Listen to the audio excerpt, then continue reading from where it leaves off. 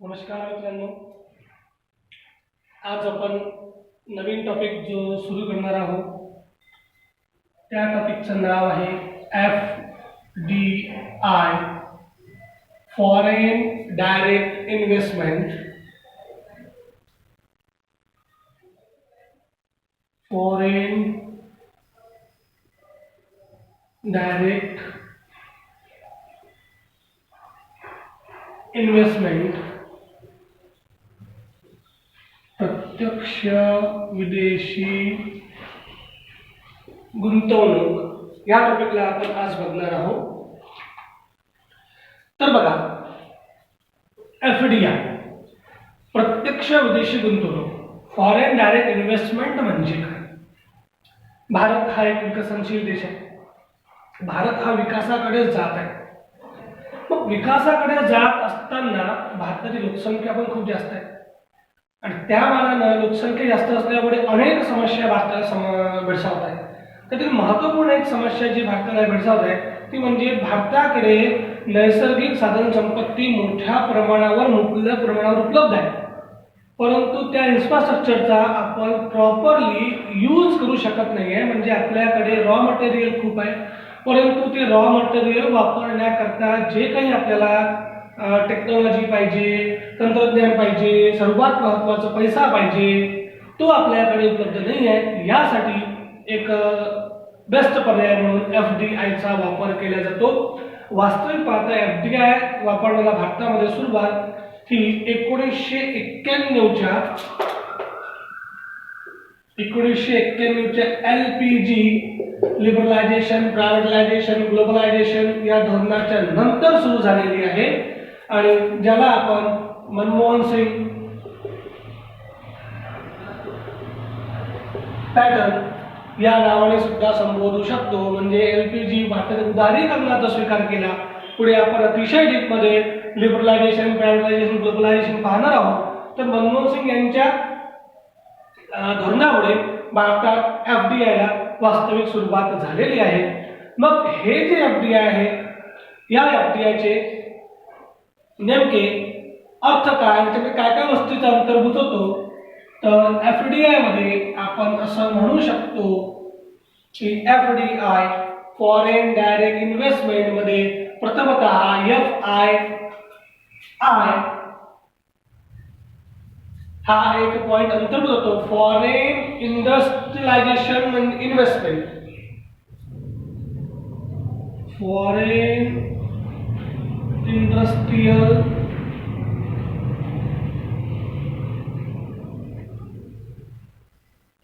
Investment, foreign industrial किंवा industrialisation किंवा institutional सुद्धा तुम्ही त्याला म्हणू शकता.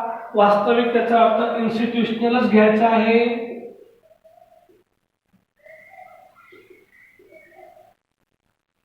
इन्स्टिट्यूशनल इन्व्हेस्टमेंट कसं आहे? एखादी विदेशी व्यक्ती किंवा एखादी विदेशी कंपनी जर इंडियामध्ये इन्व्हेस्टमेंट करत असेल आणि त्यांची इन्व्हेस्टमेंट ही 10% पेक्षा, एकूण गुंतवणुकीच्या 10% पेक्षा कमी असेल आणि हे अल्पकाळ शॉर्ट पिरियडसाठी असेल, तर त्या गुंतवणुकीला foreign institutional investment, industrial investment म्हणून संबोधल्या जाते. परंतु वाचताना त्याला इन्स्टिट्यूशनलचा उच्चार करा. ते इंडस्ट्रीमध्ये जरी असलं तरी ते इन्स्टिट्यूशनल इन्व्हेस्टमेंट आहे. त्याला FII या नावाने संबोधल्या जाते. अजून आपल्या कोणत्याही स्पर्धा परीक्षेच्या पेपरला हा FII म्हणजे काय किंवा त्याचा लॉंग फॉर्म नाही आलेला आहे. फक्त FDIचाच प्रश्न विचारला गेलेला आहे. त्यामध्येही जास्त करून FDI कोणते देश इन्व्हेस्टमेंट भारतामध्ये करतो किंवा कोणाचे इन्व्हेस्टमेंट जास्त आहे यासंबंधी प्रश्न आलेले आहेत. परंतु राज्यसेवेचा जर आपण विचार केला तर याचे फायदे, याचे तोटे, बंधन असलेले क्षेत्र, मुक्त क्षेत्र कोणते, याचा पण आपल्याला अभ्यास करणं गरजेचं आहे. म्हणजे ढोबळ मानाने थुतूर मातूर अभ्यास करून आपल्याला एक्झाम काढायची नाही आहे. आपल्याकडे वेळ आहे. इकॉनॉमिक्स अतिशय सोपा सब्जेक्ट आहे, जर समजून घेतला तर आपण त्याला समजून घेऊया, म्हणजे FDI पूर्ण डोक्यात फिट बसेल. त्यामुळे त्या संबंधी घुमून फिरून कसाही प्रश्न आला, म्हणजे मी मागच्या सेशन मध्ये बोललो होतो, उपयोजन आणि कौशल्याचा जरी प्रश्न आला तरी तो प्रश्न आपल्याला सोडवता आला पाहिजे. खूप सारे प्रश्न अर्थशास्त्राचे वन लाईनर येतात, खूप साऱ्यापेक्षा मोस्ट ऑफ प्रश्न वन लाईनर असतात आणि आपण इझिली सोडवू शकतो जर आपल्याला बॅकग्राऊंड नॉलेज असेल तर. म्हणून मी आपल्या सेशन मध्ये बॅकग्राऊंड नॉलेज देण्याचा प्रयत्न करतोय. वास्तविक जास्तीत जास्त प्रश्न हा FDI वर येतो, परंतु पुढील 5 मिनिटांमध्ये आपल्याला बाकी इतर गोष्टी सुद्धा यामधल्या समजून जातील आणि त्या डोक्यामध्ये जर फिट बसल्या तर आपलं एक्झाम हॉलमध्ये पाठ न करता आपण त्या प्रश्नाला सोडवू शकतो. ही माझी मेथड आहे, म्हणून कृपया करून या मेथडने चालावं. भूकंपपट्टी करून स्पर्धा परीक्षा म्हणजे जे कंबाईन आहे किंवा राज्यसेवा ही काढता येत नाही, त्यासाठी तुम्हाला समजून घेणंच अपेक्षित आहे. ठीक आहे, आकडेवारी वगैरे तुम्ही भूकंपपट्टीकडे जाऊ शकता, परंतु टॉपिक जे आहे ते हे अर्थशास्त्रामध्ये समजूनच घ्यावे लागतात. ठीक आहे, तर परत पहा, FII फॉरेन इन्स्टिट्यूशनल इन्व्हेस्टमेंट म्हणजे काय, तर एखादी व्यक्ती किंवा एखादी कंपनी भारतामध्ये इन्व्हेस्टमेंट करत आहे, त्यांची इन्व्हेस्टमेंट ही 10% पेक्षा कमी आहे आणि इन्व्हेस्टमेंट अल्प कालावधीसाठी आहे, तर त्याला FII संबोधल्या जाते. याच्यामध्ये आता जर एखादी कंपनी आहे, व्यक्ती नाही, एखादी कंपनी आहे प्रायव्हेट लिमिटेड, ती इंडियामध्ये इन्व्हेस्टमेंट करत आहे आणि इन्व्हेस्टमेंट ही 10% पेक्षा जास्त आहे आणि ती दीर्घ कालावधीसाठी आहे, तर त्याला FDI फॉरेन डायरेक्ट इन्व्हेस्टमेंट असं संबोधल्या जाते. फॉरेन डायरेक्ट इन्व्हेस्टमेंट म्हणजे काय, तर एक विदेशी कंपनी भारतामध्ये येऊन भारताच्या धर्तीवर किंवा भारताच्या एखाद्या उद्योगामध्ये आपला पैसा गुंतवते, परंतु त्या कंपनीचं जे भाग भांडवल आहे त्या भाग भांडवलाच्या एकूण शेअरच्या 10% पेक्षा जास्त शेअर एखादी कंपनी विकत घेते आणि त्यांची गुंतवणूक ही दीर्घ कालावधीसाठी असते, तेव्हा त्याला FDI असं संबोधल्या जाते. आणि यामध्ये जे असते ते 2 प्रकारचं यामध्ये इंडिकेट केल्या जाते. एक ॲटो स्वयंचलित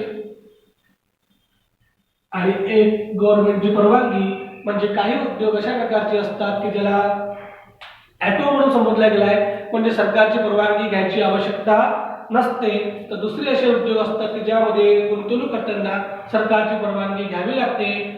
असं जरी असलं की काही उद्योगी ॲटो आहेत, काही उद्योगी गव्हर्नमेंट आहेत, तरी पण 5,000 करोडच्या वरचा तुमचा उद्योग असेल, 5,000 करोडच्या वरचा तुमचा उद्योग असेल, तर तुम्हाला भारताचं जे वाणिज्य मंत्रालय आणि RBI यांच्याकडून परवानगी घ्यावी लागते. आणि आणखी एक महत्त्वपूर्ण बाब ही पुढे होणाऱ्या कंबाईनच्या पेपरसाठी अतिशय महत्त्वाची आहे, कारण या लॉकडाऊनच्या काळात कोरोना इफेक्टमुळे चायनाचा इफेक्ट पडतो आहे आणि चायना ह्या त्यांच्या देशातील अनेक कंपन्या, ज्या विदेशी कंपन्या FDI म्हणून चायनामध्ये आल्या होत्या, त्या कंपन्या अधिग्रहित करत आहे या FDIच्या नावाच्या खाली. म्हणून भारताने प्रिकॉशन म्हणून एप्रिल महिन्यामध्ये कोविड-19च्या धोरणानुसार एप्रिल 2020 मध्ये भारताच्या FDI धोरणामध्ये बदल केला आहे. त्यानुसार आता कोणत्याही उद्योगाला भारतामध्ये, कोणत्याही व्यक्तीला भारतामध्ये FDI करायचं असेल किंवा काढायचं असेल तर त्यासाठी आता सेंट्रल गव्हर्नमेंटची परवानगी घेणे बंधनकारक केलेलं आहे. यासाठी तुम्हाला एप्रिल महिन्याच्या चालू घडामोडीचा अभ्यास करावा लागेल, त्यामध्ये FDI हा टॉपिक पाहावा लागेल. माझ्या मते यावर्षी हा प्रश्न महत्त्वपूर्ण आहे, कारण भारताने आपल्या FDI धोरणामध्ये बदल केलेला आहे. ठीक आहे, तर बंधन असतील आणि गव्हर्नमेंट यामध्ये 2 प्रकारचे मोडतात. तर नेमकं बंधन म्हणजे काय, कशाला सरकारने बंधन टाकलेलं आहे, म्हणजे डायरेक्टच बंधन टाकलेलं आहे. इथे परमिशन घ्यायची आवश्यकता नाही आहे, इथे परमिशन घ्यावी लागेल, परमिशन मिळून जाते. परंतु सरकारला सांगून तुम्ही इन्व्हेस्टमेंट सुरू करू शकता सरकारच्या अधिपत्याखाली। यामध्ये 100% असते, यामध्ये मग 49% पर्यंत FDI ला परवानगी दिली जाते। काही ठिकाणी वाढवल्या पण जाते, पण जास्तीत जास्त गव्हर्नमेंट 49 पर्यंत परवानगी देतो। तर कोणाला परवानगी दिल्या गेलेली नाही आहे असे पण काही उद्योग FDI मध्ये आहेत, ज्याला आपण भारतामध्ये लॉटरी म्हटलं गेलं आहे। लॉटरी सर्व सरकारची परवानगीशिवाय नाही होत। लॉटरीच्या नंतर आपण आणखी म्हणू शकतो की जेवढं काही टोबॅको बिझनेस आहे, त्यानंतर कसिनो बिझनेस आहे, त्यानंतर निधी फंड आहे, निधी जो आहे तो आहे, त्यानंतर ॲटोमॅटिक एनर्जी आहे, ॲटो एनर्जी म्हणजे अणुविद्या, अणुसंबंधी जे आहे, त्यानंतर रेल्वे नियोजन आहे म्हणजे प्रिपरेशन प्लॅनिंग ज्याला म्हणतो आपण ते आहे। रेल्वेमध्ये रोड टॅक्स टाकणं आणि त्याचं कंट्रोलिंग करणं म्हणजे जसं प्रायव्हेट रेल्वे भारतामध्ये चालवायला सुरुवात झाली आहे त्याला परवानगी दिली गेली आहे, परंतु रेल्वे ऑपरेशनला परवानगी देण्यात आलेली नाही आहे। हे बंधने घातलेली क्षेत्र आहेत FDIची, लॉटरी, टोबॅको, कसिनो, निधी, चिटफंड, ॲटो एनर्जी आणि रेल्वे। तर कशाला 100% परवानगी दिली गेलेली आहे, ज्यामध्ये सरकारची परवानगी घ्यायची आवश्यकता नाही आहे। तुम्ही सरळ इंडियामध्ये येऊन तुमचा उद्योग हा स्टार्ट करू शकता, त्याला कोणत्याही प्रकारचं बंधन यामध्ये टाकण्यात आलेलं नाही आहे। त्याला आपण मुक्त क्षेत्र या नावाने संबोधू शकतो। ते मुक्त क्षेत्र त्यामध्ये आहे सर्व महत्त्वपूर्ण शेती, शेतीची उत्पादन, शेतीमध्ये तुम्ही किती पैसा गुंतवू शकता, मत्स्य व्यवसाय, त्यानंतर मत्स्य संबंधित शेती संबंधित जे कुक्कुटपालन आहे त्या संबंधित तुम्हाला सूट दिली गेलेली आहे। चहा, कॉफी, रबर, चिली या प्रकारच्या वस्तू उत्पादन करायला तुम्हाला परवानगी दिली गेलेली आहे, परंतु त्या संबंधित जमीन अधिग्रहित करून दुसऱ्या कशाला पीक घेणं याला बंधन टाकलं गेलेलं आहे। शेतीमध्ये 100% सूट आहे, परंतु जे मी बोलतोय शेती उत्पादन, मत्स्य, कुक्कुटपालन आहे, रबर, चिली, चहा, कॉफी याला मुक्त परवानगी दिला गेलेला आहे। पेट्रोलचा शोध घेणे याला दिला गेला आहे। कोळसाचा शोध, कोळशाच्या खाणी याला सूट दिली गेलेली आहे। विमानतळचं देखरेख, विमानतळ निर्मितीसाठी जे काही आहे ते, त्यानंतर टेलिव्हिजन ब्रॉडकास्ट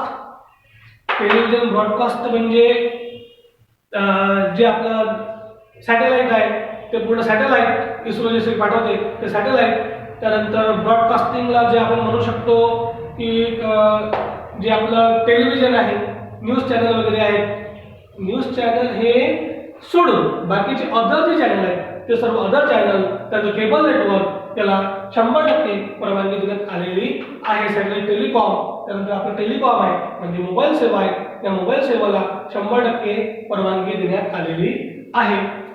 याला आपण मुक्त क्षेत्र सुद्धा संबोधू शकतो, यावर बंधने आहेत FDIच्या अंतर्गत, हे मुक्त क्षेत्र आपण म्हणू शकतो। तर एक तिसरा आणखी एक पॉइंट यामध्ये आहे, तो म्हणजे आपण त्याला इंडिकेट करतो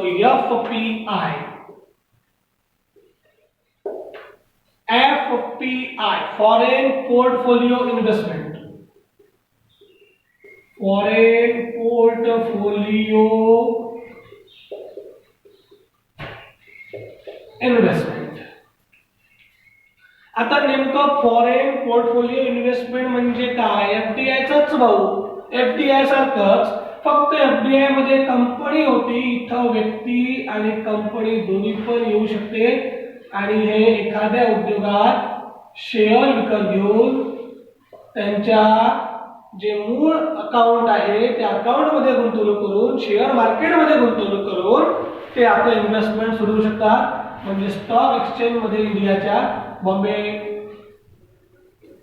त्यानंतर बॉम्बे स्टॉक एक्सचेंज याच्यामध्ये पैसा गुंतवून ते आपला बिझनेस किंवा सब अकाउंट मध्ये एखाद्या उद्योगाच्या गुंतवून ते बिझनेस सुरू करू शकतात। त्याला FPI संबोधले जाते, फॉरेन पोर्टफोलिओ इन्व्हेस्टमेंट। हे एखादा उद्योग अधिग्रहित करतात किंवा त्या उद्योगमध्ये आपला पैसा लावतात आणि कार्य सुरू केलं जातो। त्याला FDI असं संबोधल्या जाते. हे आहे आपलं नेमकं FDI म्हणजे काय. FII financial institutional investment, foreign direct investment, foreign portfolio investment, जास्त करून यावर फोकस केले जाते. हे 10% पेक्षा कमी असते, 10% पेक्षा जास्त असते. हे अल्प कालावधीसाठी असते, हे दीर्घ कालावधीसाठी असते. यामध्ये या क्षेत्रांना मुक्त प्रवेश दिला गेला आहे. यंदा FDI ला बंधने घातल्या गेली आहेत. तर बाकीचे उद्योग आहेत त्यांना परवानगी मिळते, परंतु त्याला जी 100% आहे ती 100% परवानगी देण्यात आलेली नाही आहे. जसं विमा उद्योग आहे, इन्शुरन्स सेक्टर आहे, त्यानंतर ब्रॉडकास्टिंग आहे, न्यूज चॅनल वगैरे आहे. असे जे उद्योग आहेत या उद्योगांमध्ये 100% परवानगी देण्यात आलेली नाही आहे. तर नेमकं आता आपण परत यावर बोलूया की भारताला FDI ची गरज का आहे. एक चक्र काढूया आणि त्या चक्राच्या माध्यमातून अतिशय परफेक्टपणे आपण समजून घेऊया की नेमकं FDI ची कशी भारताला आज गरज आहे. तर पहा, तुम्ही म्हणसाल सर वारंवार चक्रच कोण काढता, आकृत्याच कोण काढता, तर त्याशिवाय अर्थशास्त्र हा विषय समजत नाही. आणि डोक्यात फिट करायचं असेल तर आपल्याला आकृत्यांची काढणे अतिशय आवश्यक असते, त्याशिवाय आपल्याला अर्थशास्त्र हा विषय समजत नाही. तर बघा नेमका प्रश्न काय आहे. FDI आपल्याला कशा प्रकारे आवश्यक आहे, कशा प्रकारे आपल्याला आवश्यक आहे. तर बघा काय समस्या आहे आपली. नेमकी सर्वात पहिला स्टार्ट कुठून करू. तर भारतामध्ये उत्पन्न कमी आहे म्हणून बचत कमी आहे. ठीक आहे, आता पूर्ण आपण त्याला नाही घेऊया. भारतामध्ये काय हे तर मान्य करता, भारतात उत्पन्न कमी आहे, भारतीय लोकांचं उत्पन्न कमी आहे, भारतामध्ये उत्पन्न कमी आहे, उत्पन्न कमी आहे, बचत कमी आहे. तर बचत कमी आहे म्हणजे काय, भारतातले लोक जेवढं कमवतात तेवढं खर्च करून टाकतात. पैसा आला की कर खर्च, आला की कर खर्च, सेव्हिंग करत नाही. आता सेव्हिंग करते नाही कशी, कारण उत्पन्न कमी आहे ना. म्हणजे जे दैनंदिन गरजा आहेत त्या गरजा पूर्ण करण्या इतकीच कमाई सुद्धा होत नाही. मग बचत कुठून होणार. बचत नाही, ऑब्विसली बचत नाही आहे म्हणजे हे बँकेमध्ये सेव्हिंग करत नाही, बँकेत पैसा येत नाही, बँकेकडे पैसा येत नाही म्हणजे बँक काय करू शकत नाही, गुंतवणूक करू शकत नाही. गुंतवणूक करू शकत नाही म्हणून देशामध्ये भांडवल मिळत नाही. देशात भांडवलाचा अभाव आहे. आता देशात भांडवल नाही मिळत, भांडवल नाही आहे म्हणून जे उत्पादक आहे ते मी आता तुम्हाला सुरुवातीला बोललो की उत्पादन जास्त करू शकत नाही. रॉ मटेरियल खूप आहे, कच्चा माल खूप आहे, परंतु उत्पादन नाही आहे.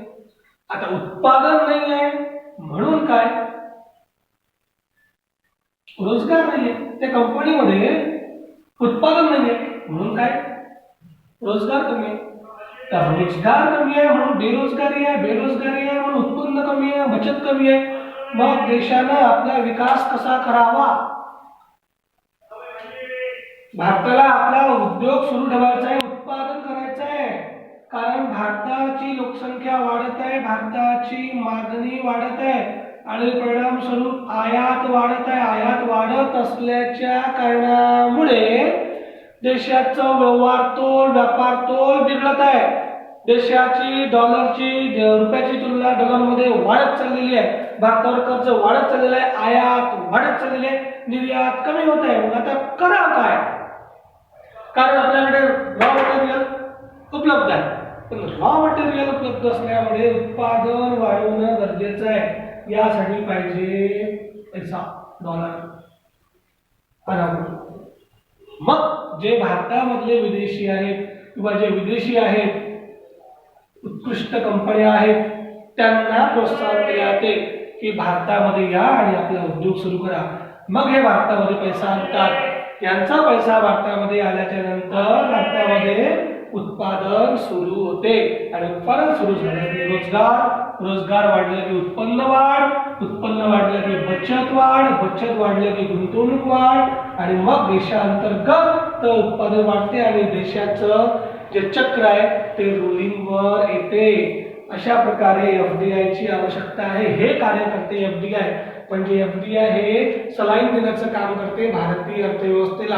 म्हणून देशाच्या विकासाकरता आपल्याला इतर देशांकडून जे उद्योगपती आहेत, जे उद्योजक आहेत, त्यांना आपल्याला प्रोत्साहन द्यावं लागते की या आणि आमच्या देशामध्ये येऊन तुम्ही उद्योग सुरू करा.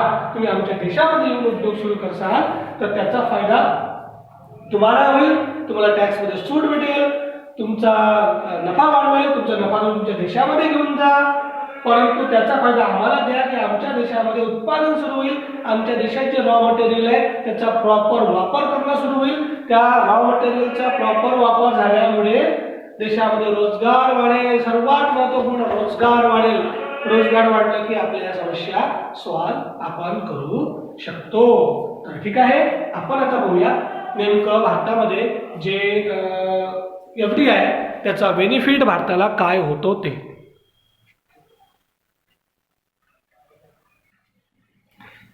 पहा, आता आपल्याला FDI चे नेमके फायदे काय आणि तोटे काय ते बघायचे आहेत. नेमकं FDI चा फायदा काय होतो. सर्वप्रथम देशात गुंतवणूक वाढते, म्हणजेच देशाला कॅपिटल मिळते.